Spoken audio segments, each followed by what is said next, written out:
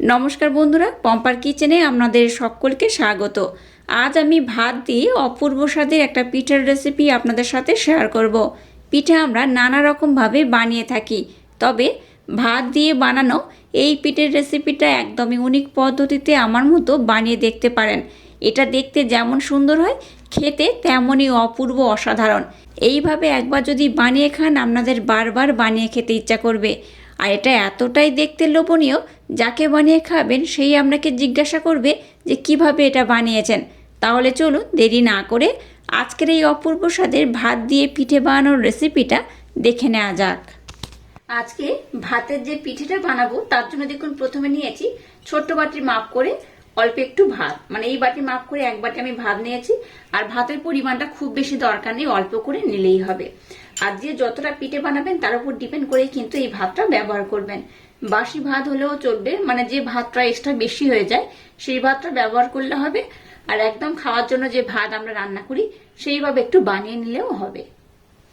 এবার দেখুন একটা মিক্সির জার আমি নিয়ে নিলাম, এর মধ্যে আমি এই ভাতটাকে দিয়ে দেব।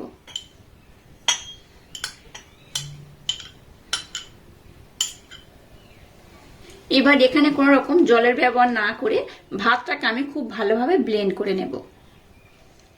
এবার দেখুন আমি এখানে ছোট্ট কাপের মাপ করে 2 কাপ কিংবা 1.5 কাপ ময়দা নিয়ে নেব। আমি এখানে 1.5 কাপ ময়দা ব্যবহার করছি। আপনারা চাইলে কিন্তু যে যতটা পিঠে বানাবেন তার উপর ডিপেন্ড করে ময়দাটা ব্যবহার করবেন। এখানে সামান্য একটু লবণ অ্যাড করলাম। এবার দেখুন যে ভাতটাকে আমি খুব সুন্দর করে ব্লেন্ড করেছি সেটা এখানে দিয়ে দেব। ভাতের পরিমাণটা খুব বেশি দেব না, এটা মাখাতে মাখাতে আবার প্রয়োজন হলে আবার আমি ব্যবহার করব। এবার ভাতের সাথে এটাকে আমি খুব ভালোভাবে মেখে নেব। এটা মাখতে মাখতে যদি মনে হয় একটু জলের প্রয়োজন, একটু জল কিন্তু আপনারা ব্যবহার করতে পারেন। এবার দেখুন ওই পাত্রে করে একটু আমি জল নিয়ে নিয়েছি, নর্মাল জল এখানে ব্যবহার করছি। অল্প একটু জল দিয়ে মিশ্রণটাকে আমি একদম মোলায়েম সফট করে মেখে নেব। খুব যেমন টাইট করে মাখা যাবে না, আবার খুব কিন্তু নরম করেও মাখা যাবে না, তুলনামূলক একটু হালকা টাইট করে এটাকে মেখে নিতে হবে। মিশ্রণটাকে দেখুন আমি কিন্তু খুব সুন্দর করে মেখে নিয়েছি, আর দেখুন কতটা মোলায়েম কতটা সফট করে মেখেছি। এইরকম কিন্তু খুব সুন্দর করে মোলায়েম সফট করে মাখতে হবে। এবার আমি এই মিশ্রণটাকে 10 মিনিটের জন্য রেস্টে রেখে দেব। আর এই পিঠেটা বানাতে একটা পুরের দরকার, পুরটাকে আমি বানিয়ে নেব। আর এটাকে ঢাকা দিয়ে রেস্টে রেখে দেব। খোলা বাতাসের মধ্যে রাখবেন না, ঢাকা দিয়ে রেস্টে রাখতে হবে, তাতে করে পিঠের রেজাল্টটা পারফেক্ট হবে। এবার আমি নারকেলের পুরটা বানিয়ে নেব। তার জন্য দেখুন এখানে 1 বাটি আমি নারকেল কুড়ানো নিয়ে নিয়েছি, সেটাকে দিয়ে দিলাম। গ্যাসের ফ্লেমটাকে লো রেখে প্রথমে এই নারকেল কুড়োটাকে একটু নাড়াচাড়া করে ভেজে নেব। গ্যাসের ফ্লেমটাকে একদম হাই দেবেন না, লো করে একটু নাড়াচাড়া করে নিতে হবে। দিয়ে দেবো সামান্য একটু এলাচ পাউডার, আবার একটু নাড়াচাড়া করে নেব।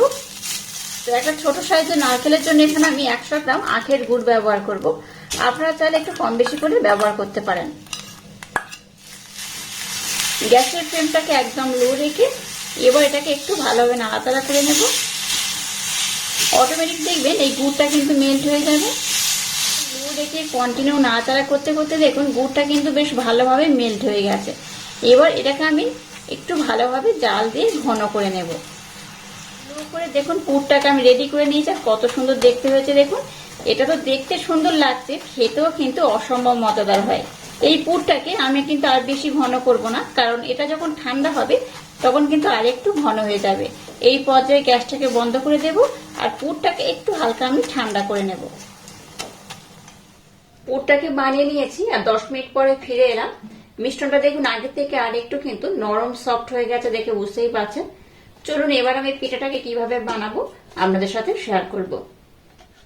এবার দেখুন একটু ময়দা আমি এইভাবে দিয়ে দিলাম। কিচেন স্ল্যাবটাকে আমি এবার ব্যবহার করব। এবার মিশ্রণটাকে আমি এইভাবে দিয়ে দেব। এবার এটাকে আমি বেলে নেব। খুব পাতলা করে যেমন বেলবো না, আবার কিন্তু খুব মোটা করেও বেলবো না। খুব পাতলা বেললে এই পিঠেটা ডিজাইন আমি যেটা বানাবো সেটা বানানো যাবে না, আবার খুব মোটা করে বেললেও কিন্তু পিঠেটা খেতে ভালো হবে না। একটু মিডিয়াম করে বেলে নিতে হবে। এটাকে দেখুন আমি কিন্তু বেশ ভালোভাবে বেলে নিয়েছি। খুব যেমন পাতলা করিনি, আবার কিন্তু খুব মোটাও নয়। দেখে বুঝতেই পারছেন কতটা মোটা বা কতটা পাতলা করে আমি বানিয়েছি। এবার দেখুন এরকম একটা ছোট্ট বাটি নিয়ে নিয়েছি। বাটির মাধ্যমে যে কটা গোল করে কেটে নেওয়া যায় আমি ঠিক ততগুলো কেটে নেব। দেখুন আমি কিন্তু অনেকগুলো গোল করে কেটে নিয়েছি। আর অবশিষ্ট যে অংশ রয়েছে এটাকে বাদ দেবেন না, এটাকে একইভাবে কিন্তু আবার আমি বেলে নেব। এবার দেখুন যে পুরটাকে আমি বানিয়ে নিয়েছি, পুরটা এখানে দিয়ে দেবো, অল্প অল্প করে দেব।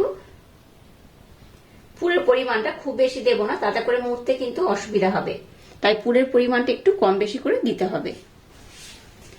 আমি দুটো বানিয়ে আপনাদের দেখিয়ে দেব এটা কেমন করে বানালে একদম পারফেক্ট হবে। এবার এটাকে আমি এইভাবে মুড়ে নেব।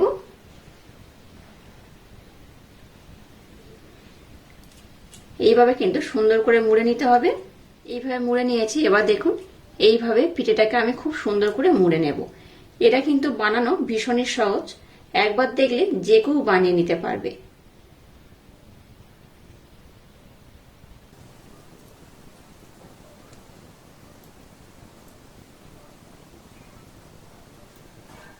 দেখুন পিঠেটাকে আমি খুব সুন্দর করে বানিয়ে নিয়েছি।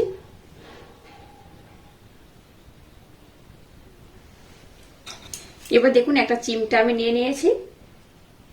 চিমটার মাধ্যমে এইভাবে একটা ডিজাইন আমি করে দেব।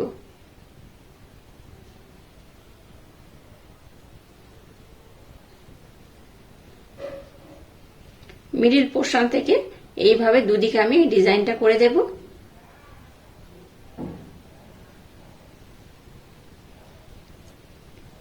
এটা দেখতে দেখুন কত সুন্দর হচ্ছে।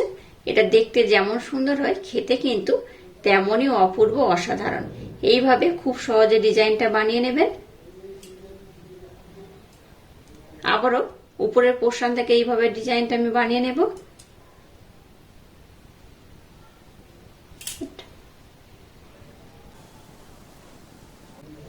এইভাবে দেখুন খুব সুন্দর করে বানিয়ে নিয়েছি।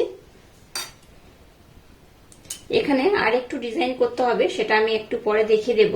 প্রথমে আমি দুটোকে একভাবে মুড়ে ডিজাইনটা করে নেব। একদম ইউনিক পদ্ধতিতে এই পিঠেটা আমার মতো বানিয়ে দেখতে পারেন। এটা তো দেখতে সুন্দর হচ্ছে দেখে বুঝতেই পারছেন, খেতেও কিন্তু দুর্দান্ত হয়। আর এই পিঠেটা বানানো ভীষণই সহজ। আর ডিজাইনটা কিন্তু আপনারা আপনাদের মনের মতো ডিজাইন করে বানিয়ে নিতে পারেন। আর একটা আমি খুব সুন্দর করে বানিয়ে নিলাম। একইভাবে এটার মধ্যেও কিন্তু আমি একটু ডিজাইন করে দেব। দেখুন খুব সুন্দর করে এই দুটো পিঠের মধ্যে আমি ডিজাইনটা বানিয়ে নিয়েছি। এবার দেখুন এরকম একটা ছোট্ট আমি কুকি কাটা নিয়ে নিয়েছি। আপনারা কিন্তু এগুলো অনলাইনে পেয়ে যাবেন। আমি এটাকে অনলাইনে অর্ডার করে নিয়েছি। তো এইভাবে প্রথমে দেখুন একটা ডিজাইন আমি করে নেব। এইভাবে একটা ফুল আমি কেটে নিলাম। এই দেখুন ফুলটা এর মধ্যে চলে এসছে। এবার কি করব, এটাকে এইভাবে উঠিয়ে নেব। এই দেখুন ফুলটাকে দেখুন কত সুন্দর করে আমি উঠিয়ে নিলাম। আপনারা চাইলে একটু বড় করেও নিতে পারেন। যদি একটা বড় করতে চান, এরকম বড় একটা কুকি কাটা নিয়ে নিয়েছি। এটার মাধ্যমে আমি আপনাদের দেখিয়ে দিচ্ছি। একটা ছোট করেছি, একটা বড় করেও দেখিয়ে দেব। এই দেখুন একটু বড় নিয়ে নিলাম। এবার এইভাবে এই যে পিছনের পোর্শন এটা দিয়ে এইভাবে আমি একটু উঠে নেব। এই দেখুন কত সুন্দর হয়েছে। আপনারা চাইলে কিন্তু একটু ছোট বড় করেও বানিয়ে নিতে পারেন। এই দেখুন কত অপূর্ব হয়েছে।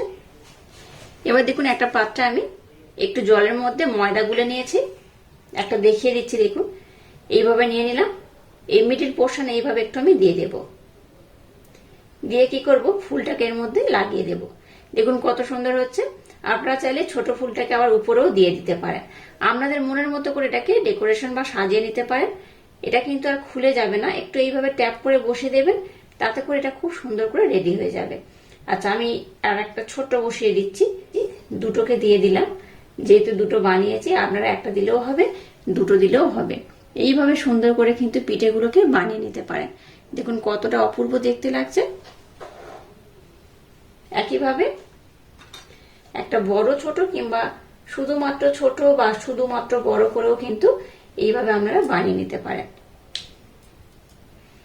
এই দেখুন, আমি বেশ কিছু এইভাবে প্রথমে কেটে নিচ্ছি। দেখুন সমস্ত পিঠেগুলোকে আমি কত সুন্দর করে বানিয়ে নিয়েছি। সবগুলোকে আমি খুব সুন্দর করে বানিয়ে নিয়েছি। আমি পরে আরো কিছু পিঠে বানিয়ে নেব।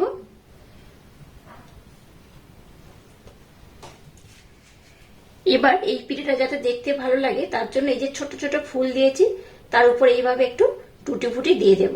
টুটি ফুটিটা কিন্তু খুব বেশি দেবেন না, একদম অল্প করে দেবেন যাতে দেখতে খুব ভালো লাগে।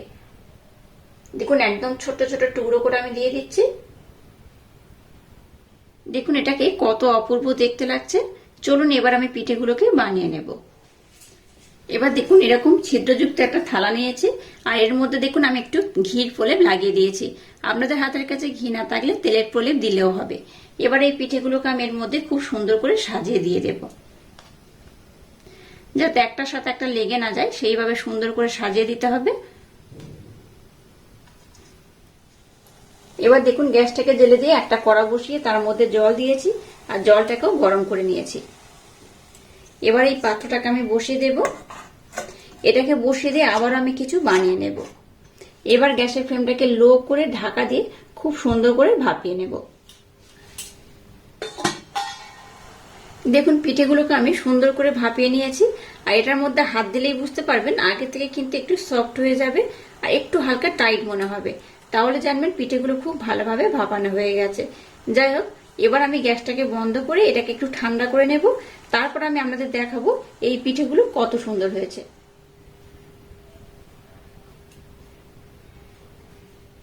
দেখুন সমস্ত পিঠেগুলোকে আমি কত সুন্দর করে ভাপিয়ে নিয়েছি।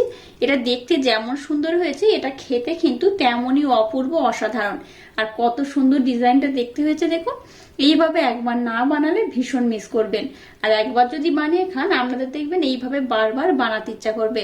প্রত্যেকটা পিঠে কিন্তু খুব সুন্দরভাবে রেডি হয়ে গেছে। একটা আমি ভেঙে দেখাচ্ছি, দেখুন কতটা সুন্দর হয়েছে। এই দেখুন, আর এই যে ফুলটা বানিয়েছি কত সুন্দর লাগছে দেখুন। আর ভাত দিয়ে যে এত সুন্দর একটা পিঠে বানানো যায় একবার না বানিয়ে খেলে বিশ্বাসই হবে না। আর এই দেখুন ভিতরে যেহেতু পুরে ভরপুর, পুরটা দেওয়ার জন্য এটা খেতে কিন্তু ভীষণই টেস্টি হবে। এইভাবে একবার খেলে বারবার বানাতেও ইচ্ছা করবে। আর আজকের এই অপূর্ব স্বাদের ভাত দিয়ে ইউনিক পদ্ধতিতে বানানো পিঠের রেসিপিটা যদি আপনাদের ভালো লাগে তাহলে চ্যানেলটাকে লাইক, শেয়ার, কমেন্ট এবং সাবস্ক্রাইব করবেন আর পাশে থাকা বেল আইকনটা প্রেস করে দেবেন। তাহলে টাটা, আবার দেখা হচ্ছে নতুন কোনো রেসিপি নিয়ে।